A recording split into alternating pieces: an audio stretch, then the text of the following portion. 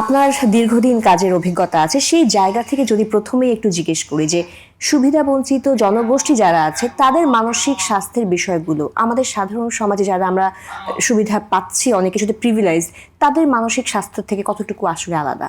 নুসরাত, প্রথমে আমরা একটু বলি যে আমরা খুব ছোট করেই যদি বলি যে আসলে আমরা যারা সাধারণ মানুষ বা আমাদের পার্থক্যটা কোথায়, সুবিধা বঞ্চিত যখন বলছি তার মানে হচ্ছে তারা তাদের জীবনের যে মৌলিক সুবিধাগুলো রয়েছে বা সুযোগগুলো রয়েছে, একজন মানুষ হিসেবে বাঁচবার জন্য যেই অধিকারগুলো নিশ্চিত করা দরকার, মূলত আসলে তাদের সেই জায়গাটায় বড় একটা গ্যাপ রয়ে গেছে। তার মানে যখন আমি আসলে আমার খাদ্য, আমার বাসস্থান বা আমার চিকিৎসা ব্যবস্থা, আমার শিক্ষা, যখন আমি এই জায়গাগুলো বা আইনি সুরক্ষা আমি যখন পাচ্ছি না, তার মানে হচ্ছে তখনই আমার ক্যাটেগরিটা হচ্ছে আমি সুবিধা বঞ্চিত একজন, মানে আমরা কি বলি এটাকে হিউম্যান রাইটস ল অনুযায়ী, যে একজন মানুষ হিসেবে পৃথিবীতে বেঁচে থাকবার তার যে মৌলিক জিনিসগুলো দরকার, যখন আমরা এগুলো তাদেরকে নিশ্চিত করতে পারছি না, তখনই আমরা আসলে তাদেরকে বলছি সুবিধা বঞ্চিত। আর খুব স্বাভাবিকভাবেই হচ্ছে যে বেঁচে থাকবার জন্য আমাদের যেই বিষয়গুলো নিশ্চিত করা দরকার, যখন আমরা সেই জিনিসগুলো কাউকে নিশ্চিত করতে পারছি না, তার মানে তার বেঁচে থাকাটাই সেখানে আসলে একটা সংগ্রামের। সেই জায়গাটায় সে যখন প্রতিনিয়ত যুদ্ধ করছে, খুব স্বাভাবিকভাবেই সাধারণ যে মানুষগুলো যে তার মৌলিক চাহিদাগুলো পূরণ হচ্ছে বা যে সমস্ত সুযোগ সুবিধা ভোগ করে বড় হচ্ছে, তার সাথে তার একটা পার্থক্য তৈরি হবেই। সুতরাং সেই জায়গাটায় তার মানসিক স্বাস্থ্যের কথা যদি আমরা চিন্তা করি, আমরা বলে থাকি যে সুবিধাবঞ্চিত মানুষের ক্ষেত্রে দ্বিগুণ সম্ভাবনা থাকে তার মানসিক স্বাস্থ্যজনিত সমস্যা তৈরি হবার। একদমই তাই। অনেক ধন্যবাদ আপু, খুব সুন্দর করে বলেছেন। সেই জায়গা থেকে আরেকটা চলে আসে যে আপনি যেহেতু দেশে বিদেশে বিভিন্ন কমিউনিটিতে আসলে কাজ করেছেন, এই কাজগুলোতে এমন কোনো গল্প বা অভিজ্ঞতা রয়েছে কিনা যা এটা আপনাকে এখনো নাড়া দেয়? এরকম যদি আসলে বলতে হয়, সেটা আসলে অনেক গল্প আছে এরকম। বিশেষ করে আমি যখন দেখি যে সুবিধা বঞ্চিত যখন বলি, তার মধ্যেও কিন্তু অনেক ধরনের ক্যাটেগরি থাকে। যেমন আমরা বলি যে বৈষম্যের শিকার যখন হয়, যে সহিংসতার ক্ষেত্রে যদি চিন্তা করি, আমরা জানি যে বঞ্চিত যখন বলছি তখন সবাই আসলে সেটার মধ্যেই পড়ে, ওই জনগোষ্ঠীর মধ্যে। কিন্তু তারপরেও বিশেষ করে নারী, শিশু, তো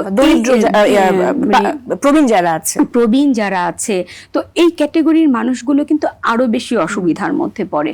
তা আমি যদি আসলে এরকম দেখি যে আসলে আমার অভিজ্ঞতা থেকে যে আমি এত বেশি নারীদের এরকম কষ্টের গল্প দেখেছি, কারণ আমি যেহেতু বিশেষ করে কাজ করেছি, আমি আমার রিফিউজি কনটেক্সটে যেমন কাজ করার অভিজ্ঞতা রয়েছে, পাশাপাশি যুদ্ধপ্রবণ এলাকাতে আমার কাজ করার অভিজ্ঞতা রয়েছে।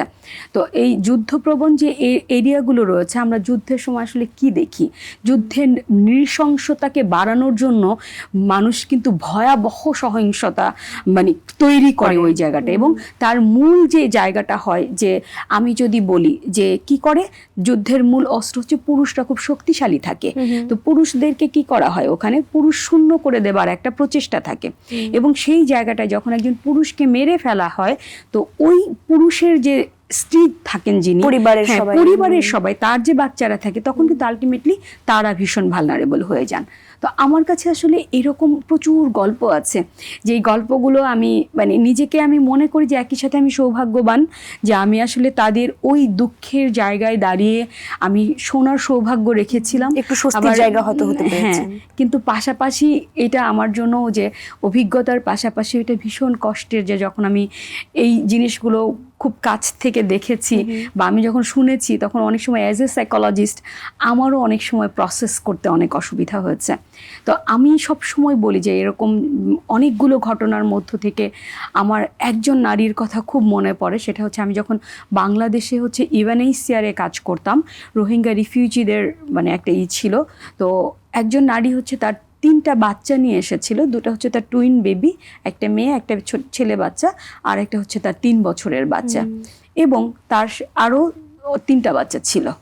তার স্বামীকে তার সামনে একদম কুপিয়ে টুকরো টুকরো করে কেটে ফেলা হয়েছে, তার 2 ভাইকে আগুন দিয়ে পুড়িয়ে ফেলা হয়েছে, তার বোনকে রেপ করা হয়েছে, এবং তার বাচ্চাটাকে একটা ছোট বাচ্চা ছুঁড়ে পানির মধ্যে তার সামনে ফেলে দেওয়া হয়েছে। একটা মানুষের অনেক রকমের ট্রমা, একটা মানুষই আসলে অনেক কিছু রিপ্রেজেন্ট করে। এই জন্য আমি সবসময় বলি যে এই গল্পটা হচ্ছে আমার জন্য সবচেয়ে বেশি টাচি ছিল, যে মানে একটা মানুষের এত কিছুর পরে সে আসলে কিভাবে সার্ভাইভ করবে। এবং সে প্রায় 3 দিন মানে ওই যে শক যেটা ছিল, যে তার মিউট হয়ে যাওয়া, শকে হচ্ছে সে 3 দিন কথা বলতে পারেনি। আমি 3 দিন তার কাছে গিয়েছি, আমি বসে থেকেছি, পরে আমি তাকে হসপিটালে রেফার করার পরে তাকে মেডিসিন দেওয়ার পরে সে 3 days লেটার মানে কথা বলতে পেরেছিল। এবং সে যখন আমার কাছে গল্পগুলো সে বলছিল, মনে হচ্ছিল যে সে মানে quite normal, because she was not crying. এবং আমি আসলে ট্রাই করছিলাম যে সে কান্না করুক। তো এরকম প্রচুর কমিউনিটির নিয়ে সার্ভিস দিতে গিয়ে আমার কাছে অনেক গল্প আছে এরকম। আমি যদি আসলে গল্পগুলো বলে কখনোই শেষ হবে না, একদম এরকম।